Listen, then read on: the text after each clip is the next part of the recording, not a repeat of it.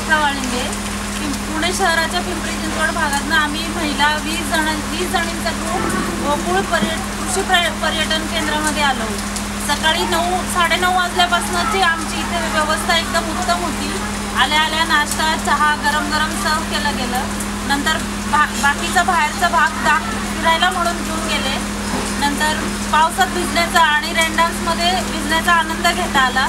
उत्तम प्रकारचं जेवण होतं. जेवणाची सर्व्हिस पण उत्तम होती. सर्व अन्न गरम वाढण्यात आलं. त्यामुळे आम्ही खूप समाधानी आहोत. इतक्या महिन्यांच्या लॉकडाऊन नंतर पहिल्यांदाच घराबाहेर पडलो, पण त्याचं समाधान खूप चांगलं होतं आणि खूप चांगली सर्व्हिस मिळाली गोकुळ कृषी पर्यटन केंद्रात.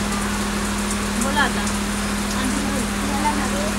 लॉकडाऊन नंतर पहिल्यांदाच आमचा बाहेर जायचा निर्णय ठरला. तर गुगलवर सर्च केल्यानंतर आपल्या जवळचं ठिकाण कोणतं, तर गोकुळ पर्यटन स्थळ आम्हाला एका दिवसाच्या अंतरावर बाबा 1 दिवसात होईल असं म्हणून आम्ही हे भोरमधलं गोकुळ पर्यटन निवडलं.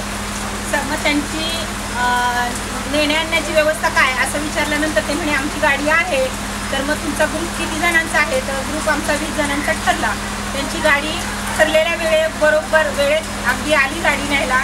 आम्ही आलो. आम्हाला येता रस्त्यात आम्हाला काही पॉईंट दाखवले, नेकलेस पॉईंट दाखवला. आल्यानंतर इथं पहिल्यांदा सॅनिटायझर केलं आम्हाला. सगळ्यांचं ऑक्सिजन चेक केला, टेम्परेचर चेक केलं. आल्यानंतर मग पहिल्यांदा चहा नाश्ता झाला. नाश्ता झाल्यानंतर आम्हाला रूम दिली गेली आहे. रूममध्ये रूम अगदी व्यवस्थित सॅनिटायझर केलेली रूम होती, व्यवस्थित होती रूम. मग त्याच्यानंतर आम्ही तिथलं आम्हाला त्यांच्या गाईडने दाखवायला नेलं त्यांचं ठिकाण. सगळं ठिकाणे दाखवली. मग आम्ही बरेचसे ठिकाण फिरलो. तिथं झाल्यानंतर मग रेन डान्सचा आनंद घेतला. त्याच्यानंतर जेवण झालं. जेवण एकदम उत्कृष्ट होतं. जेवणात वाढण्याची सर्व्हिस वगैरे सगळं व्यवस्थित होतं. त्याच्यानंतर परत चहा नाश्ता दुपारचा झाला आणि सगळी सर्व्हिस एकदमच छान होती.